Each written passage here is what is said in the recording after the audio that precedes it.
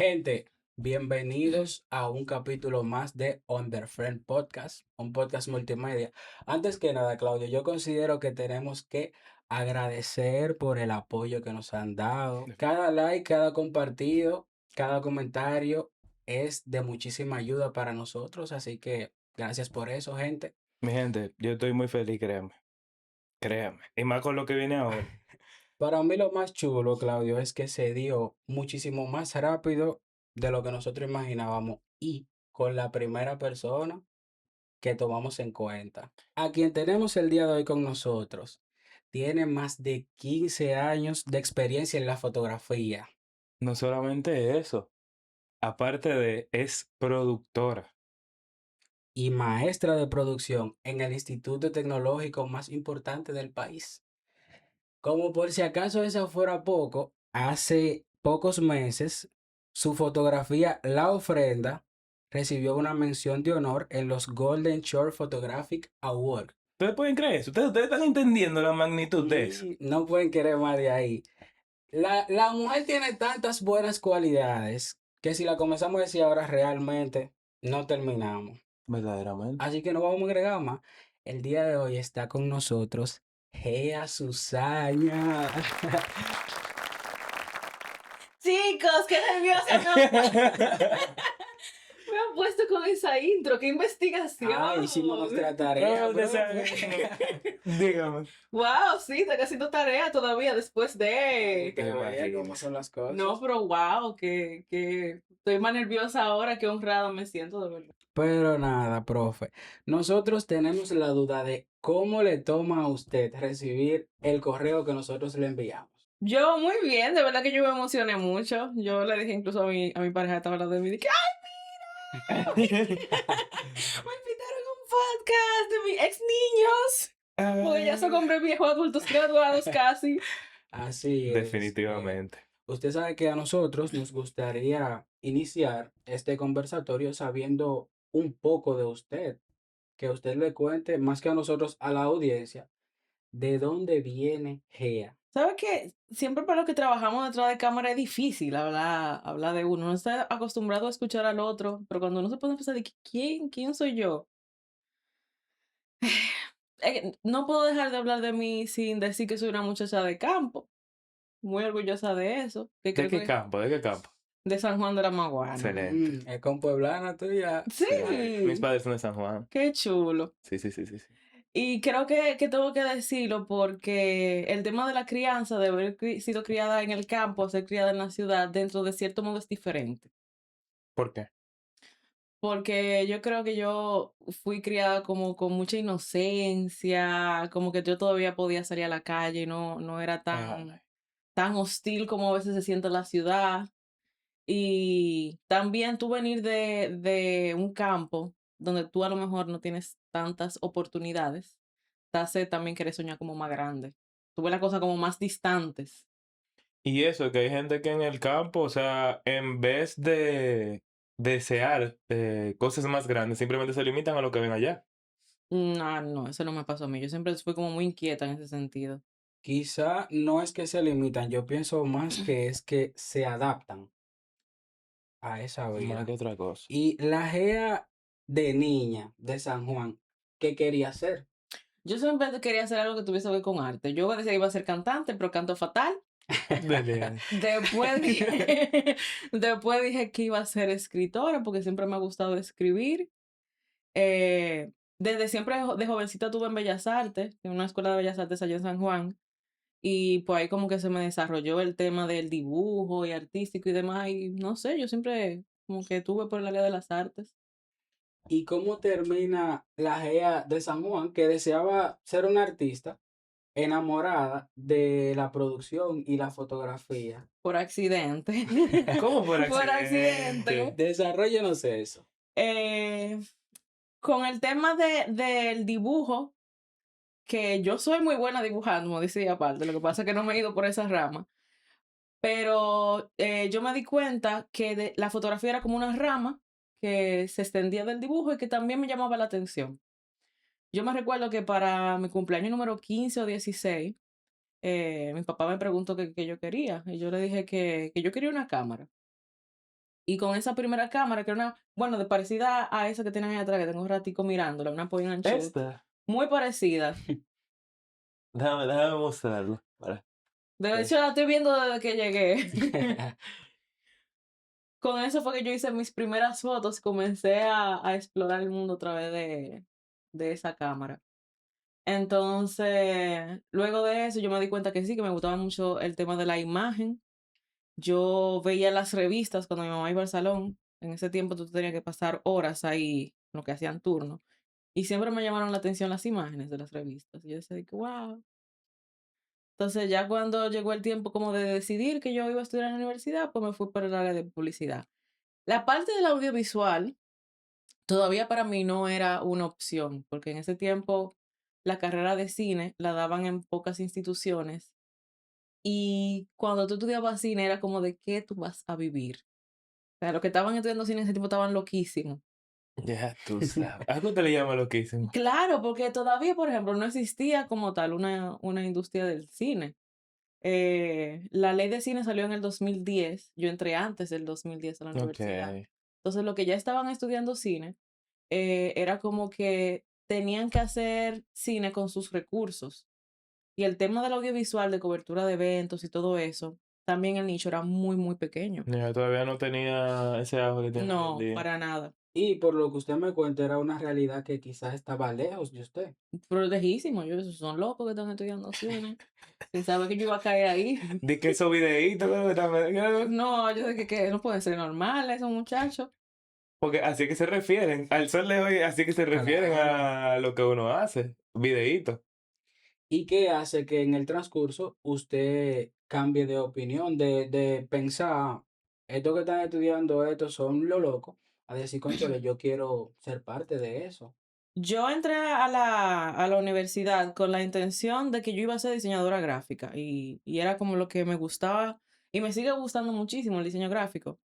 Pero cuando yo entré a la uni, cuando uno comienza a buscar como su tribu, yo irónicamente comencé a hacer mucho coro con la gente de cine y comencé a empaparme y a ver el tema de las historias, que siempre me ha gustado contar historias. Y me llamó muchísimo la atención. Entonces, con la camarita esta que ya yo tenía, yo comencé a ir a los rodajes que le ponían de tarea, a hacer O detrás sea, de usted no tenía cámara. ningún compromiso de ir a nada de eso, pero usted iba. No, me llamaba la atención, yo por hacer el coro. Mira qué bien. Ahí fue la primera vez que yo vi un guión de los trabajos de ellos. Y comencé como a ver cómo funcionaba una historia en guión. Mira, para que tú veas, pero usted, ¿alguien tuvo participación en que usted se interesara más por el área de la producción audiovisual? Los compañeros que yo tenía en ese momento sí me influyeron mucho, porque era como que era tan chulo ver las ideas que ellos tenían, cómo en ese momento participaban todos en equipo y uno se turnaba para hacer sonido, otro para hacer maquillaje y como que hacían realidad los proyectos de los otros compañeros. Y como que me pareció tan chula esa dinámica de hacer, de ver un deseo de un compañero hecho realidad y se apoyaban entre todos, que yo dije, cónchale, como que me está gustando esto que estoy viendo. Y ahí mismo fui desarrollando también el tema de la fotografía, paralelamente. Súper. O sea, en el camino ya usted le dio fuerza al tema de la fotografía Exacto. pero usted emprende en eso de la fotografía o fue trabajándolo, ¿de qué manera? Explica ahí. En el transcurso de la carrera, yo me di cuenta que realmente el diseño gráfico me gustaba, pero no tanto como me estaba llamando la atención la La fotografía. O fotografía. sea, me estaba jalando, era de que ver. Y en el 2010, entonces, yo compré mi primera cámara profesional, como uno le dice. Y entonces ahí fue que yo arranqué. Pero un paréntesis ahí, profe. ¿Cómo se sintió eso de tú obtener su primera cámara? Eso fue el final. Porque eso El eso es una final. película cuando uno hace No, ese es tipo de que yo ni cosas. había visto una cámara de esa de cerca antes de eso. O sea, creo que relajando. Ay, ay, O sea, ay. que usted estaba viviendo eran sus primeras experiencias. El final, o sea, que le tengo, era una Nikon D3000. Esa cámara yo le di Que fuerte. es a No, mitad yo me fue. imagino. Yo me imagino. Y me ayudó muchísimo porque yo empecé a cobrar con esa cámara. O sea, gran parte de mi portafolio, de lo que mucha gente conoce lo que yo hago ahora, fue con esa cámara. Usted sabe, Gea, que según mi percepción ahora mismo es un poco más fácil insertarse al mercado. Y aunque quizá tiene sus pequeños temas, se logra cobrar por trabajar como fotógrafo, pero en ese momento donde todo era muchísimo más difícil, donde las redes sociales no tenían el auge que tienen ahora mismo, ¿cómo usted inicia a cobrar por fotografías? Tú sabes que a mí me pasó, yo era más frecante. Más ¿Cómo extrovertida. así? Sí, más Más extrovertida. atrevida. Sí, yo con el tiempo, yo soy muy introvertida, pero en ese momento yo tenía una red de apoyo. Red de apoyo yo le llamo a esos amigos que están en la misma sintonía que tú. A mí me encanta eso, de verdad. Esos amigos que tú dices, vamos a tirarnos. Y te dice, vámonos. Vamos a tirar todo de cabeza. Juego. Entonces yo tenía una red de apoyo en ese momento que estábamos como todos tratando de buscar nuestro norte. Estábamos a lo mejor todos estudiando publicidad, pero cada quien como apuntando a un área diferente. Entonces en ese tiempo a mí se me ocurrió la maravillosa idea de hacer lo que mucha gente estaba haciendo en ese momento, que era un concurso en Facebook. Dije para regalar una sesión de fotos. O sea, Wow. un Pero, concurso en Facebook para regalar una sesión de pero fotos. no era un concurso que quería. Yo hice un reality show. ¿Qué? Finura. Sí, con rondas y todo. Finura. Entonces, la gente era por rondas de eliminación y todo. Entonces, la gente buscando, como tenían que darle seguir a la página para poder votar por la foto. Yo pasé de tener como la página de Facebook como 800 seguidores a tener 17,000. En cuestión, ¡Wow! O sea, cuando tenés seguidores, profe, era en wow. cuestión No, como de un mes. Una locura, una locura. O sea, nosotros pero incluso. una locura de verdad. Y yo me imagino, profe, lo que implicaba tener 17.000 Eso era seguidores una en Facebook en ese locura, momento. Yo creo que tú eres famoso ya, locura. loco. Oh, loco. En ese tiempo con 17.000 seguidores todavía. ¿Y nosotros qué edad teníamos? Nosotros teníamos como 20 años, una cosa así. Para eso entonces estábamos hablando del 2000. No, espérate, De 2000 y pico. Eso fue otro día, muchachos. Eso Del fue. No, estamos hablando que eso fue. Yo empecé formalmente la fotografía en el 2010. Tiene que haber sido como el 2011, 2012, muy tarde. Ok. Entonces, profe, usted hace su casting para sus Un fotos. reguero de gente mandando fotos de que para que le voten. Eso salió hasta en radio, publicitándonos y nosotros. Una locura. ¡Qué Sí, eso locura! fue una loquera.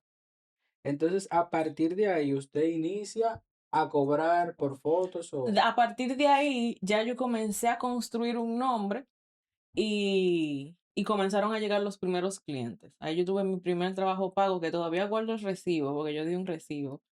En algún momento lo subiré. Pero mi primera sesión de fotos yo cobré 1,000 pesos en la zona colonial. Pero en aquel entonces, tú Pero sabes, eso te lo trabajó. O sea, eso usted lo trabajó para decir que lo Es trabajó. que yo ni sabía cuánto se cobraba. Porque que imagínense. Es complicado. Y ahora que incluso muchos de los jóvenes que están empezando en este mundo no saben ni siquiera cómo cobrar. No. Entonces, imagínense en ese tiempo. Y ahora hay más información, claro. Demasiada más. Hay aplicaciones, incluso que yo vi un video que usted recomendó una aplicación. Incluso aplicaciones hay para asistir. Claro, y hasta la misma IA te puede dar un rango, que a lo mejor no sea de que muy, pero te da claro. un rango. Pero en ese tiempo, que yo creo que también que los colegas eran más cerrados para darte información. Yo entendía que yo podía cobrar 1,000 pesos. Y eso fue lo que cobré. Y por ahí anda el recibo todavía. Pero explíqueme la logística de ese día con esos 1,000 pesos. ¿Desde dónde usted salió y cuánto consumió de esos 1,000 pesos? Porque al final fueron 1,000 pesos. Es que esos 1,000 pesos se fueron en la comida y el pasaje. Ya tú sabes que eso es como dicen en el campo, trabaja para el inglés. Y es una anécdota particular que es que yo no sé si fue que yo fui como visionaria, pero en ese tiempo todavía se trabajaba mucho con el tema de las impresiones. Ok. Entonces yo comencé yo decidí que mi modelo de negocio no iban a ser por impresiones, sino dándole las fotos en tamaño original al cliente y que el cliente le imprimiera en el tamaño que decidiera, en un CD, que estaba rotulado y toda la cosa. Uf, Pero, Una personalización, pero, un sí, sí, servicio. claro, con la carátula diseñada y todo. Pero parece que el cliente, que en ese tiempo era una chica que se había hecho unas fotos como con la mamá y las hermanas, Ujú. no entendió mi modelo de trabajo. Entonces yo entregué las fotos en el CD, todo bien, le gustaron, no sé qué. Claro, dentro de lo que podía hacer con la experiencia que tenía. claro. Dígame. Y como a la semana y pico me llegó un mini mensaje de la clienta, un mini mensaje ¿y cuándo les entrega las impresiones?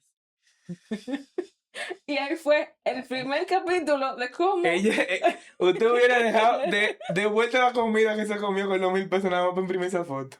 ahí el primer capítulo de cómo tú lidiar con un cliente. Ese hubiese sido el bloque número uno. El Ahí capítulo empezó, número uno de desde la la primera historia. sesión de fotos empezó eso. Qué locura. ¿Y cómo usted resolvió con esa situación? Yo creo que yo siempre he sido como muy formalita y yo tenía como eso por escrito. Ah, bueno, ya tenía como un script. Exactamente. Dije, mira lo que habíamos hablado, yo te había mandado esto, que esto no incluye impresiones, no sé qué, no sé cuánto. Ahora, como tú dices, que es mucho más fácil. Ujú. Tú encontrar información y a lo mejor escribirle a un colega, pero en mi tiempo, diablo, soy como una señora. Bueno, pero en mi tiempo era mucho más difícil. Yo idolatraba a fotógrafos. Cuando yo veía que un fotógrafo que yo admiraba de que cerca, yo me ponía así de nerviosa. Y yo no podía de que hablarle. Porque para mí eran rockstar. ¿Qué? Sí, yo ya, o sea, yo no sé decirte lo introvertida que yo Yo era. creo que esa es una etapa de todo el que es apasionado, porque incluso yo muchas veces no me he topado con fotógrafos tal vez, por ejemplo, alguien aparte de usted, que me gusta mucho su trabajo, Giovanni Raposo, por ejemplo, y yo Ujú, nunca me he ujú, encontrado con él. ujú, Pero igual, de igual forma, yo me emocionaría y hiciera muchas preguntas, la verdad. O ujú. sea, siempre que yo veo a alguien que tiene experiencia en el área, yo no es que me comporto tal vez como un comportamiento de fanatismo, pero yo me entusiasmo mucho por preguntar muchas cosas, la verdad. Yo creo que la única diferencia entre ustedes que a lo mejor tienen un poquito menos tiempo que yo y yo es que con el tiempo uno va bajando a la gente de estándares. De Es lo pedestal. único. A lo mejor, inclusive, que le estaba diciendo ahorita, hay 800.000 estudiantes que en un tiempo de profesión mucho más corto se dan mucho más duro que uno, claro que sí. Se han Pero, visto casos. pero, hay muchos casos. Pero a mí me pasó algo en particular. Mi primer trabajo fue como retocadora en un centro de impresión. De fotos de Polo y cosas así. No, yo retocaba en un sitio donde iban fotógrafos profesionales a que les retocaban las fotos. Ellos no retocaban sus fotos, Solo la tomaban. Sí. solo la Ok. tomaban. Qué fuerte. Sí, entonces y te daban como una prueba para tú ver cómo tú trabajabas Photoshop. Y cuando quien me hizo la prueba comenzó a ver que yo comencé a trabajar por capa, y dijo, dije, mierda, pero está tipo una verduga. Y se está fundiendo ella, de verdad. Exactamente. Y ese trabajo a mí me enseñó mucho porque llegaron ahí muchos fotógrafos que yo nada más lo veía en las revistas en San Juan. Y para yo ver un tipo que yo veía en revistas en San Juan de frente a mí, era una impresión muy grande. Pero tú sabes cuando yo comencé a darme cuenta de que yo también tenía como que darme mi valor. Yo era la primera retocadora que entraba a trabajar allá, todos eran hombres. Por alguna razón, todavía entiendo que es así. En el área del audiovisual y la fotografía, eh, hay mucho el tema masculino, que no está mal, pero todavía también hay mucho machismo. Entonces, en ese momento, eran 4 chicos o 3 chicos los retocadores y estaba yo. Entonces, los fotógrafos daban las fotos por turnos. Algunos tenían sus retocadores fijos y algunos eran por turnos, lo que no era muy recurrente. Y hubo un fotógrafo que yo conocía de redes sociales que yo admiraba muchísimo, que él le tocó trabajar conmigo. Y cuando él fue para donde mí, él le dijo a mi supervisor de que yo no voy a trabajar con mujeres. esa fue la primera vez que, mira, que mi corazón, Se rompió. ¡Qué y locura! fue la primera vez que yo comencé como a bajar de pedestal a A gente. figuras. ¿Se siente bien con Sí, él? estoy Ah, cómodo, estoy cómodo. perfecto. Aprovechando ya que usted nos contaba un poco respecto a su experiencia en sus primeros trabajos, el joven promedio vive una vida rápida y cree que todo es para ya. Lo quiero y lo tengo. Muchísimas veces se nos olvida que tenemos que agotar procesos. ¿Cuál sería su recomendación para algún joven que desea iniciar en el mundo de la multimedia, de la producción y demás? Bueno, mi primer consejo es que el mundo de la creatividad en general no es un proceso lineal. Yo creo que de emprender en general no es un proceso lineal, que van a haber épocas en las que tú digas, wow, me está yendo súper bien, tú vas a estar subiendo, pero van a haber momentos que por situaciones personales tú vas a tener Que existir. que tener un proceso de volver a estudiar el interior de ti. Y eso no significa necesariamente que tú no tengas que dejar lo que estás haciendo. Ningún artista, ningún gran artista ha tenido un proceso lineal, ni tampoco ningún gran empresario. Todo es subidas y bajadas. Entonces, en ese tema, cada cierto tiempo uno tiene que volver a hacer una autoevaluación interna para saber, ok, estoy aquí, quiero llegar aquí, ¿cómo lo voy a hacer?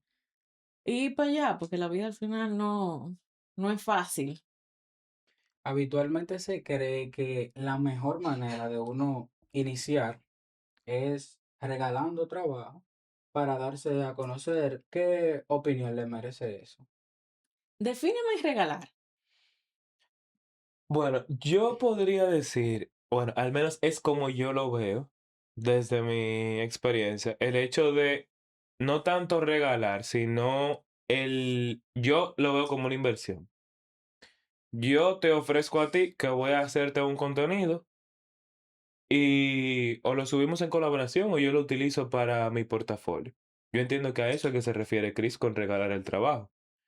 Entonces, la pregunta se basa en que si verdaderamente es necesario el tú al inicio manejarte de esa forma con tus habilidades, equipos y capacidades. Yo siempre les voy a hablar de que uno que está en este medio es dos cosas. Es empresario y es artista. Y ninguna puede sobrevivir una sin la otra. Entonces, como empresario, tú estás tratando de rentabilizar algo. Y aunque el tema de estudiar, independientemente de que sea una academia o de manera autónoma, es importante, al final lo que a uno lo vende es el portafolio, Definitivamente. por fuerte que sea el currículum, porque eso es lo que habla por uno. Entonces, el tema del portafolio no es regalar trabajo. Tú tienes que pensar ahí como artista, más que como empresario. Porque míralo como algo que tú vas a crear para el tipo de público que tú quieres atraer. No necesariamente si tú haces, por ejemplo, fotos comerciales de botellas de una cerveza y eso es lo que tú quieres traer, trabajo comercial. Si un día te llama una colchonera para hacerle foto a colchones, tú tengas que poner eso necesariamente en tu portafolio, porque a lo mejor son fotos más simples. Ujú. Pero haciendo las fotos de botellas de manera gratuita o como proyecto personal es lo que te va a traer trabajo pago. Verdaderamente. Entonces, realmente una no puede vivir sin la otra, la parte de empresarial que la parte artística. Y en mi caso en particular, por ejemplo, que tengo ya más tiempo haciendo lo de fotografía y video, llega un momento que ya tú sabes que a los clientes les gusta una fórmula particular y esa fórmula particular no es lo que a ti realmente ¿Qué te llena funciona? o te funciona. O no te funciona, también te agrada, porque al final uno tiene que lograr hacer las paces con el tema de que tú no estás trabajando para ti. Tú estás trabajando para alguien más, que tal vez, aunque tú tienes tu criterio profesional, tienes que buscar la manera de que sea agradable ante lo que él te está pidiendo, o a su perspectiva, digo yo. No sé qué opina usted. Es un ciclo extraño, porque tú haces trabajos que a ti te gustan para traer trabajos que le gustan al cliente. Si tú haces todo tu portafolio de trabajo que solamente le gustan al cliente, tú vas a sentir que te estás siendo infiel. Entonces, las dos cosas tienen que convivir. Al sol de hoy, yo y muchísimos otros fotógrafos tienen más tiempo y filmmakers siguen haciendo proyectos personales porque eso es al final lo que lo mantiene a uno motivado. Lo- Ok. Pero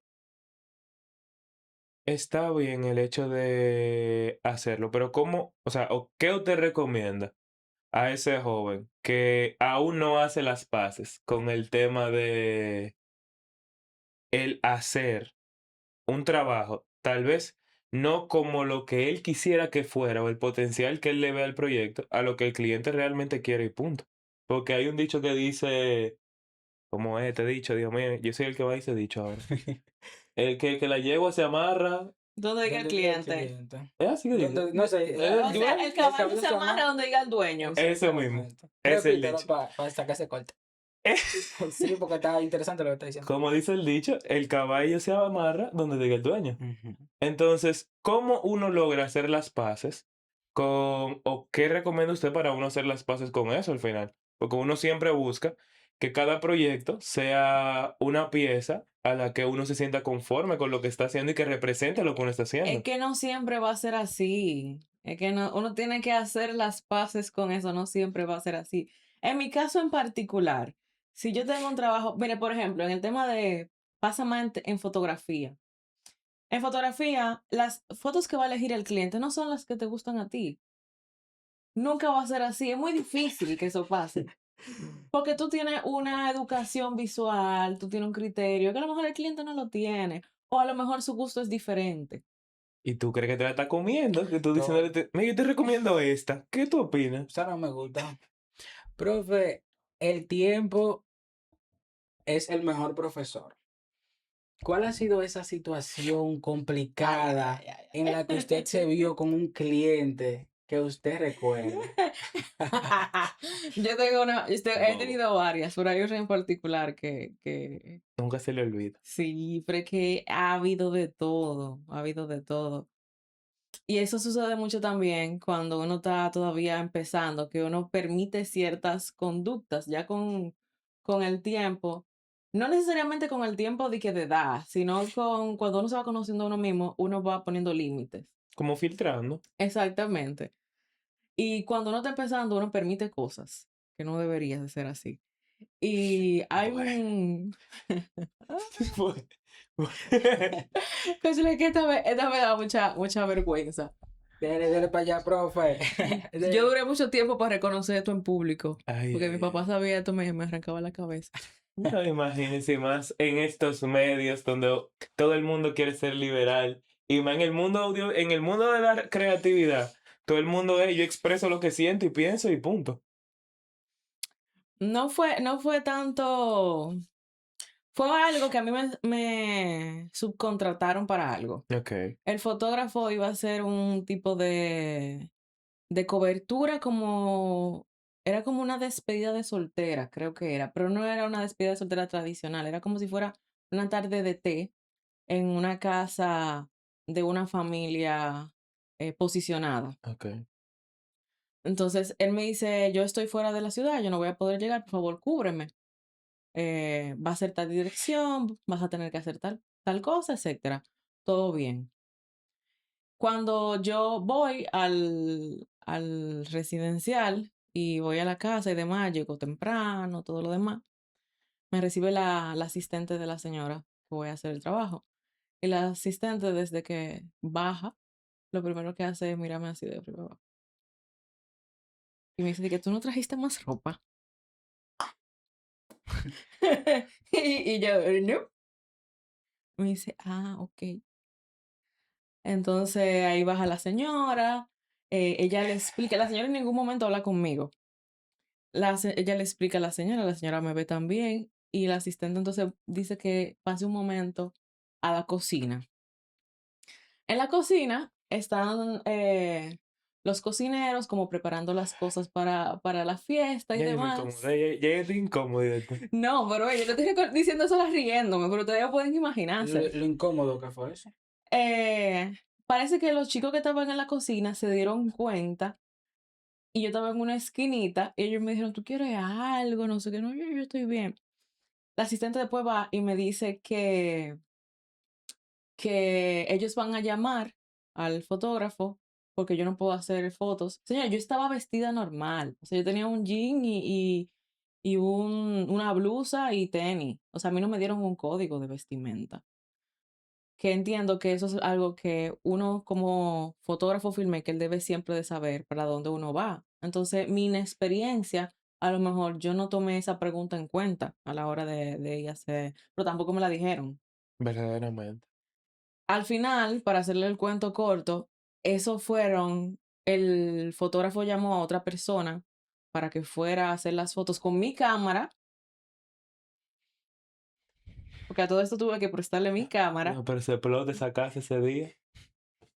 Y yo que le estaba comentando, yo soy muy introvertida, yo no sabía cómo reaccionar, cómo manejarlo. Y más con la incomodidad. Esos fueron los 45 minutos más largos de mi vida en esa cocina, esperando a que la persona que mandaron llegue para que tome mi cámara, para yo irme, y esa persona me devolvió la cámara como día después.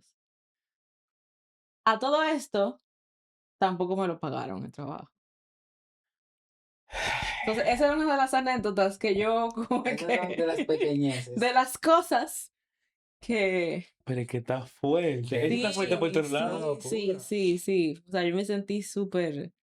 Y yo me imagino, Gea, que esa es una de muchísimas experiencias que uno tiene, porque cuando uno está expuesto a la interacción humana, uno pasa por muchísimas situaciones incómodas. Pero ustedes saben que realmente mi incomodidad no fue con las damas, fue con el colega.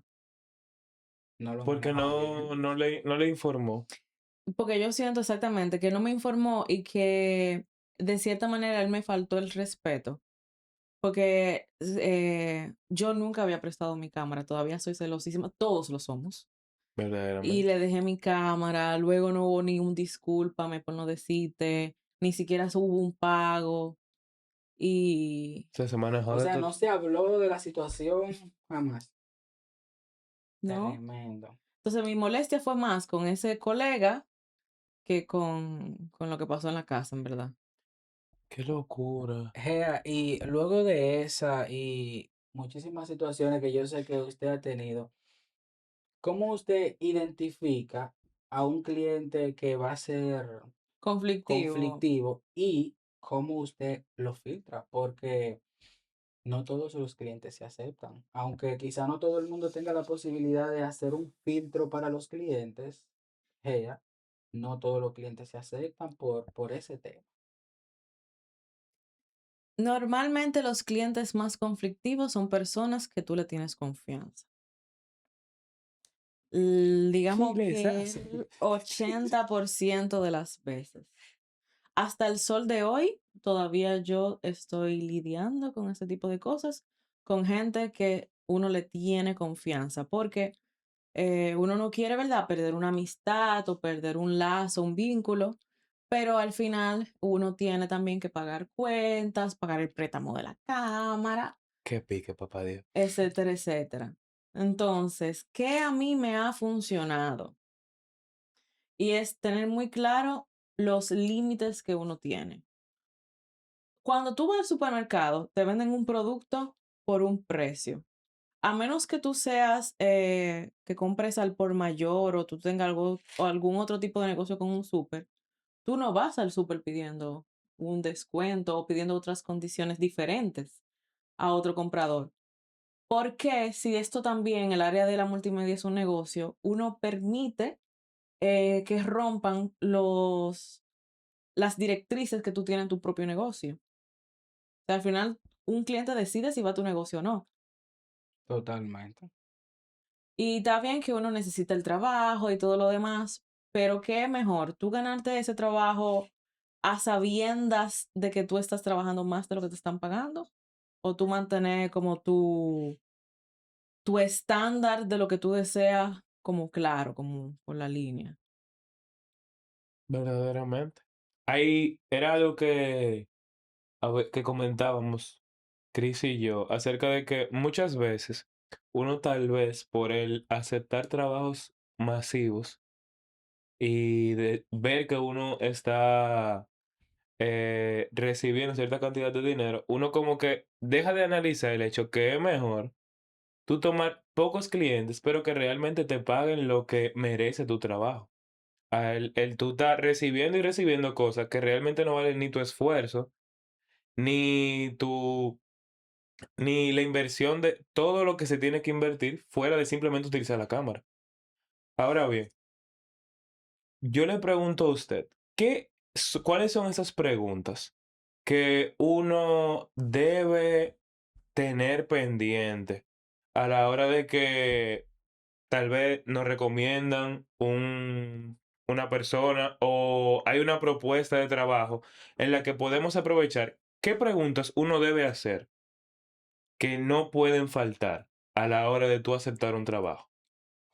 Es que las preguntas las tienes que hacer tú. Sí, Ok. Normalmente yo hasta las tengo escritas. Si tengo una reunión con el cliente o si voy a hablar con él por WhatsApp. eso usted ya tiene un script. Sí, porque se te puede pasar alguna cosa. Y hay algunos clientes que son dispersos, que te ponen a hablar de otra cosa. Entonces yo creo que en eso yo siempre desde jovencita he sido una doña. Como muy... Meticuloso. Sí, siempre. Eso no tiene que ver de qué con edad. Lo primero es que tú tienes que saber cuál va a ser el alcance de trabajo. Tengo otro cuento por ahí también de un trabajo que...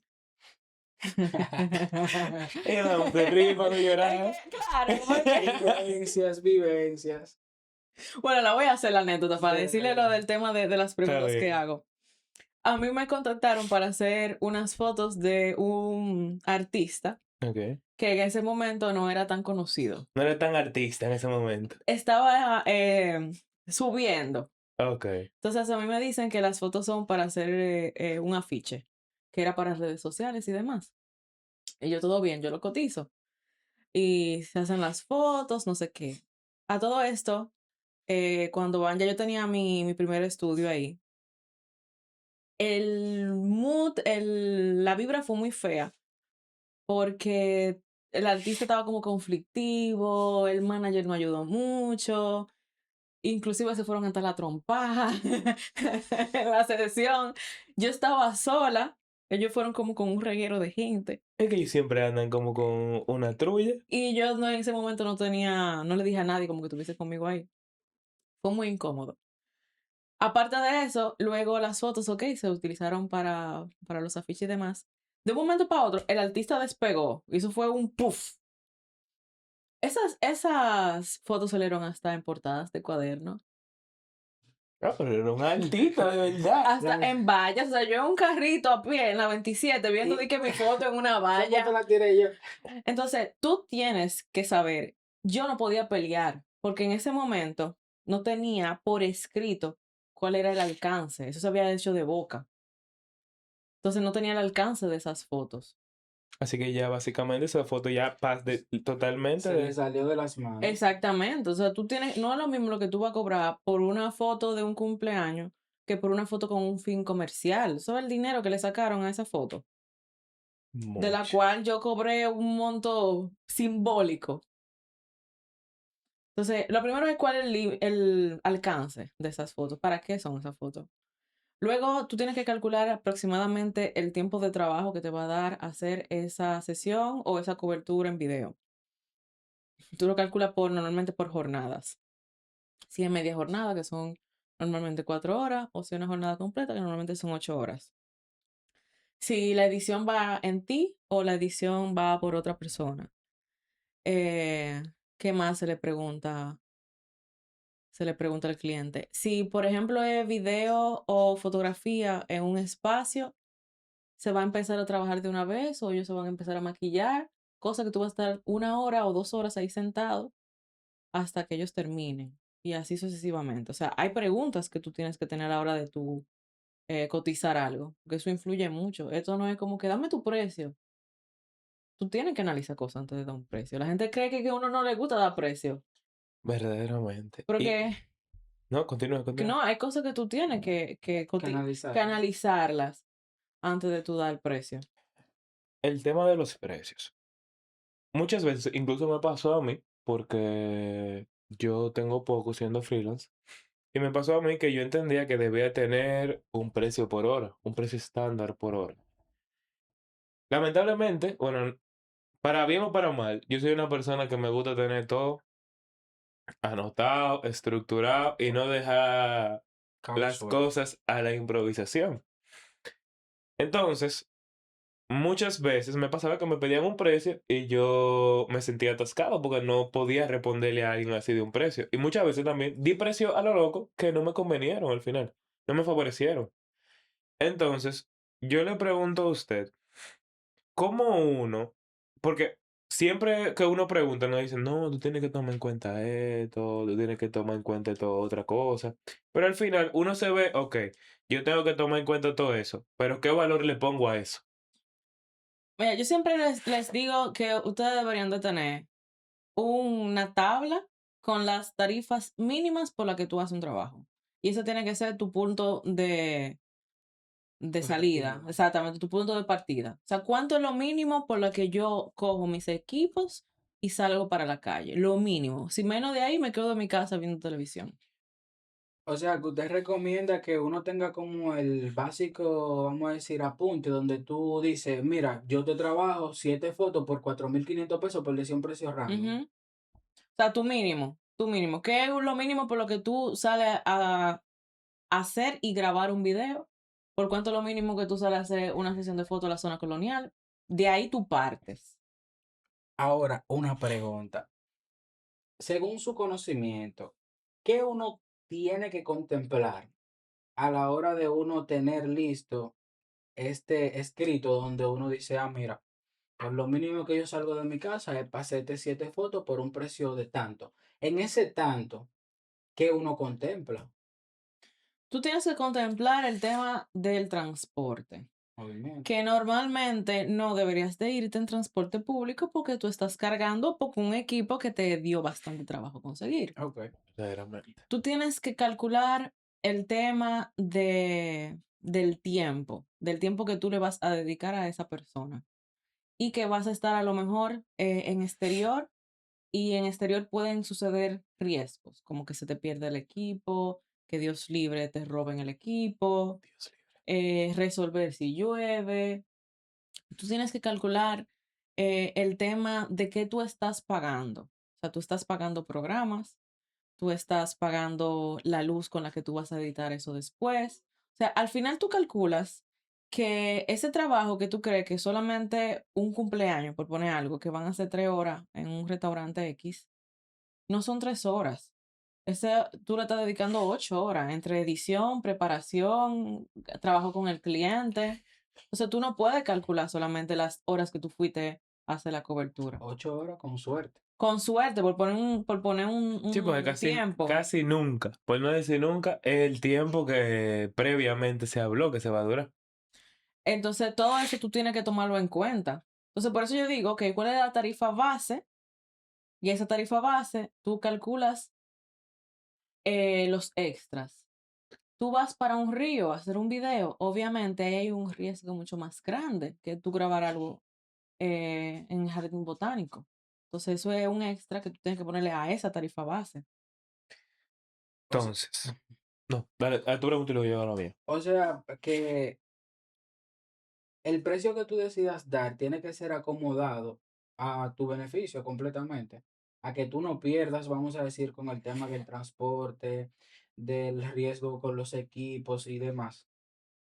Es que al final, aunque sean servicios, hasta cierto punto funciona muy parecido a un producto que tú compras y revendes. Tú compras un producto que te costó 50 pesos, tú lo revendes en 100, pero tú no estás teniendo totalmente una ganancia de 50 pesos aunque tú lo revendes en 100, porque tú tienes que publicitar ese producto. Tú tienes que ir a tomarte un café para negociar al cliente para venderle eso. O sea, realmente no te quedan 50, te quedan menos. Claro. Mucho Entonces tú menos. tienes que calcular eso, de que tu negocio no es solamente... Nosotros lo que estamos, trabajamos de manera independiente. No es solamente lo que tú gastas en el tiempo, tú tienes que calcular inclusive hasta la publicidad y el tú ir a un evento. que te vean, también es un gasto de publicidad. Entonces, todo eso tiene que estar incluido en lo que tú cobras al cliente. Que eso Interesante que uno dato. no toma en cuenta. Verdaderamente. En base a eso que usted acaba de decir, mucha gente, muchos jóvenes no calculan nada. No calculan nada de eso. Entonces, a mí me gustaría hablar de números. Que usted me diga a mí, ¿cuánto usted cree que vale? Vamos a poner casos hipotéticos en específico y usted me dice, por ejemplo, ¿cuál sería lo mínimo que usted entiende que alguien debería cobrar por eso? Es que eso es muy relativo, porque hay otra cosa que influye también, por ejemplo, el tema del equipo. Te pongo un ejemplo. Yo a lo mejor tenía una tarifa, te voy a poner un número. Vamos a suponer que mi tarifa mínima para salir a la calle son 10,000 pesos. Ok. Automáticamente, yo cambié mi equipo a un equipo mucho más alta gama para facilitar el trabajo y para que el trabajo tenga mucho más calidad. Ya mi tarifa mínima sube porque tengo que amortizar ese equipo.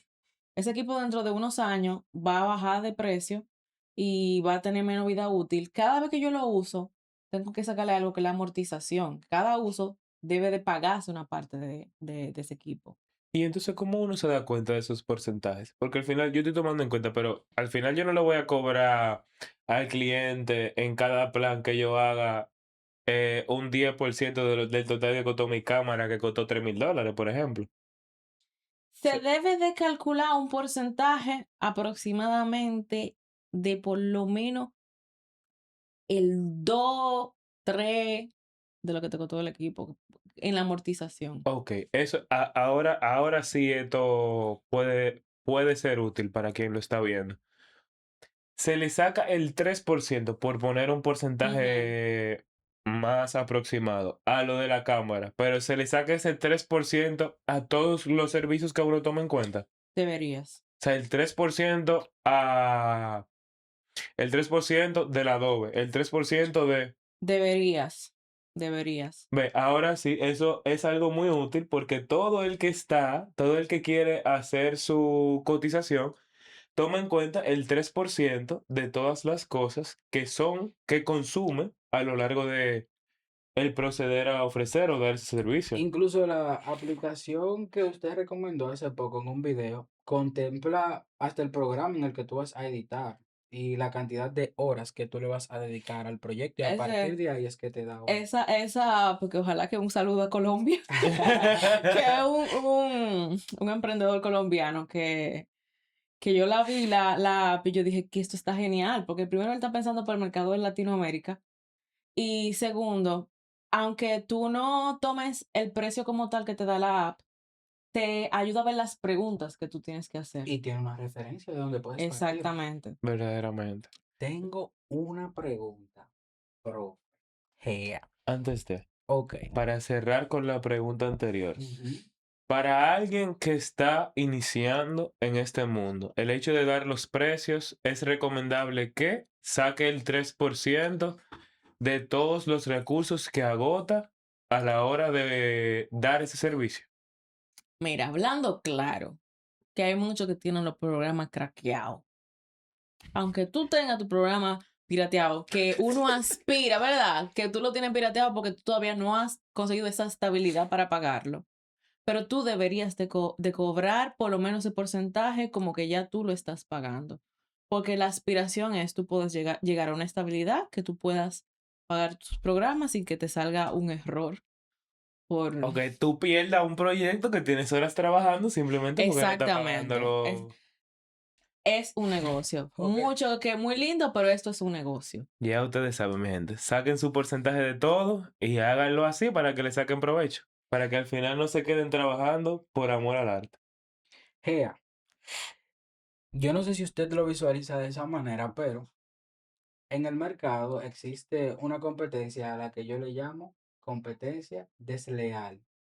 Yo la he visualizado en el mercado de la fotografía. Usualmente es este colega que cobra 2 veces menos que tú y da 3 veces más que tú. ¿Cree usted que esto significa un problema real o son personas que con el tiempo terminan desapareciendo? Mira, yo creo que esas personas que nosotros estamos en un mundo democrático, y yo creo que eso existe en todos los mercados y que siempre va a existir, porque tiene que haber una demanda, una oferta, perdón, para todos los públicos. Entonces, realmente, tú tienes que saber cuál es tu valor diferenciado, qué es lo que te hace diferente a ese colega que te vas a, y que tu cliente lo percibe, que va a hacer que tu cliente se termine eligiendo a ti que a otra persona. Obviamente tú tienes que algo, esto sí voy a hacer hincapié y lo voy a decir muy puntual. El cliente no tiene que estar educado. A veces uno se ofende porque el cliente te pregunta por cosas de, por ejemplo, ¿por qué tú no me puedes entregar todas las fotos? ¿O por qué tú no puedes entregarme los videos sin editar en crudo? A veces uno se ofende por eso y uno dice, no, este cliente no sé qué, pero el cliente no está en nuestra área. Entonces nuestro deber es educar al cliente y darle a entender cuál es nuestro valor diferenciado, por qué trabajar con nosotros a lo mejor tiene un costo un poco más elevado, pero se diferencia de ese otro tipo de trabajo. Si el cliente al final no entiende tu valor diferenciado o entiende que le conviene mejor por tema de precio, irse con otro colega, tampoco está mal. Quizás simplemente no es tu cliente No es tu ideal. cliente. Esta parte del podcast, del conversatorio más bien, vamos a hacer una dinámica a la cual Ay, ay, Claudio ay, y ay, ay, yo ay, ay, ay. decidimos Una bella llamarle, dinámica, hermosa dinámica que a nuestra invitada le le encanta eso. gusta. Ella es muy recurrente en este tipo de dinámica, ¿eh? Hay una que otra pregunta polémica, Qué gancho. grande, grande, pero para darles un poco de contexto decidimos llamarle mito o verdad. Le vamos a hacer preguntas y usted nos va a dar una respuesta relativamente corta y si siente que en alguna de estas tiene que abundar, Ah, es bueno. válido. Cobrar caro hace que el cliente respete más tu trabajo. Mito. Un buen portafolio pesa más que un título universitario. En este rubro, ¿verdad? Un estudiante recién egresado del ITLA, con todas las habilidades y capacidades, puede cobrar 150,000 pesos por un trabajo. Verdadero, claro que sí. Claro que sí. El cliente siempre tiene la razón. No, Sin un estudio lujoso, ¿se puede cobrar caro? depende. Depende de qué. Ok, aquí abundo. ¿A qué referimos con lujoso? Un estudio, vamos a decir, como dice uno, con lo de todo. Tengo un Sí, es que no es espacio caro. El término no es caro. El término es eh, Costoso. costoso. Porque tú vas a cobrar, obviamente, de acuerdo a lo que tú tengas que sacarle. Si tú estás en un estudio con todas las comodidades, el alquiler va a ser más caro, todo es más caro, obviamente vas a tener que cobrar más. totalmente y concuerdo con eso. Es mejor alquilar equipos que comprar. Depende también. De- Depende de la frecuencia con la que tú trabajes. Pero yo siempre recomiendo que aunque sea bien pequeña la gama del equipo, tú tengas tu equipo para que te puedas desenvolver mejor. Bien. En el video, el audio es más importante que la imagen. Esa pregunta, Ay, ay, ay, ay, ay, ay, ay. esa pregunta, con todo respeto ¿Eh? a mis amigos de audio, pero como persona que trabaja en lo visual, yo entiendo que tú puedes contar una buena historia solamente con lo visual. Bien. No se puede ser, bueno, dame un segundito. No se puede hacer una buena producción si no lo editas tú mismo. No necesariamente. O sea, mito. La iluminación de cine se puede replicar con luces baratas. Claro que sí, verdadero. Ella es un vivo ejemplo de Claro. eso. Aquí hago un hincapié. La mayoría de mi portafolio y por lo que yo comencé a tener clientes fue porque en Bellas Artes nos ponían a dibujar con luz de una ventana. Entonces yo aprendí a iluminar con una sola luz. Eso es lo que yo digo. Pero realmente era porque no tenía cuarto para comprar. Ahora- O sea que es totalmente verdadero. Profe, por último, en redes sociales he visto un pequeño debate Ujú. respecto a, ¿considera usted que puede ganar más un programador o un personal multimedia? Depende. De, Todo depende del área que tú te vayas a dedicar a la multimedia y del tipo de público que tú estés tirando. Pero en multimedia depende de lo que tú te dediques, tampoco es que tú vas a ganar mal. ok, Y supongo que también depende del nivel en el que tú estás. Porque También. al final, un principiante no va a cobrar como un programador que ya tiene años haciendo Ahora, eso. le voy a hacer, esto sí se lo voy a decir claro. Si tú estás trabajando por proyecto, no creas que los 150,000 pesos tú lo vas a ganar todos los meses. totalmente, claro. Claro que te lo ganas, claro que sí, más de ahí. Pero no creas que lo va a ganar todos los meses, tanto en Es multimedia un como en proyecto programación. particular. Sí. Eh, Entonces, usted entiende que van a la par. Depende de cómo, Depende sí, del mercado. sí, depende del mercado. Yo creo que ambas áreas ahora mismo están teniendo demanda. Profe, 15 años es mucho. Se dice rápido, pero no es fácil. No es fácil, son muchas las vivencias, las situaciones que se le presentan a uno. Particularmente, ¿qué usted siente que es eso, que la ha mantenido vigente mientras usted ha visto la carrera de muchos colegas declinar? Tú sabes que esta pregunta, si me lo hubiesen hecho antes, yo hubiese dicho, ay, que no, que la persistencia, que yo sé que esta es mi pasión, que lo demás, pero con el tiempo y la madurez yo he entendido que necesariamente que un colega haya declinado no quiere decir que haya fracasado. Yo antes sí lo veía así, yo decía, mírame a mí, tengo 10 años en esto, pero, pero no, para nada. Yo ahora lo veo desde otro punto de vista porque yo he entendido que lo único constante en la vida es el cambio.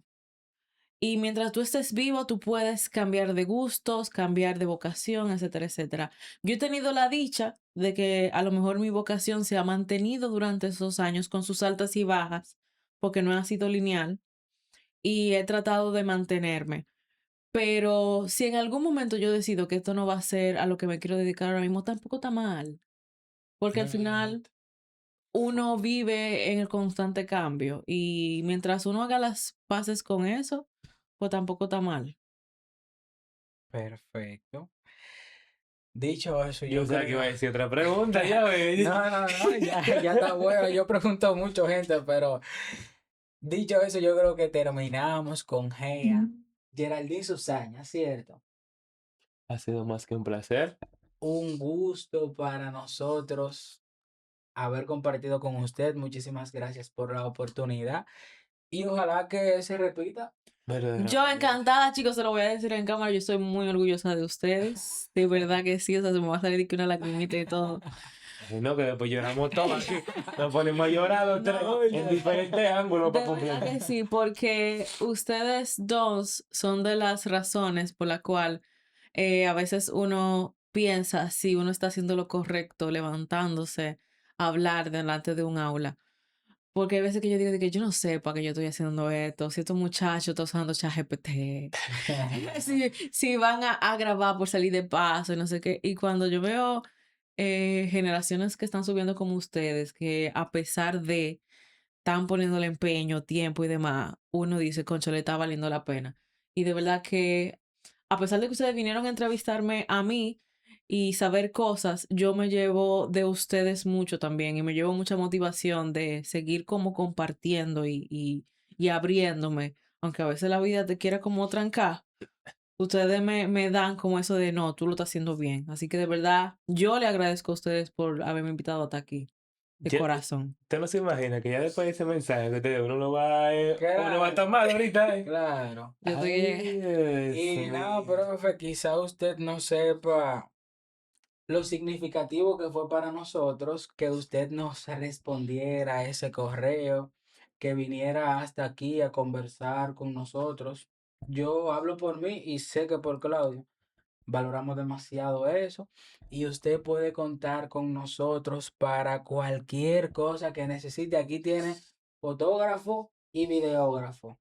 No, y lo mismo Nada más digo. tiene que escribir. Lo mismo digo, chicos, a la disposición también. Bueno, hasta aquí ha sido este bello episodio. Episodio número 2 épico.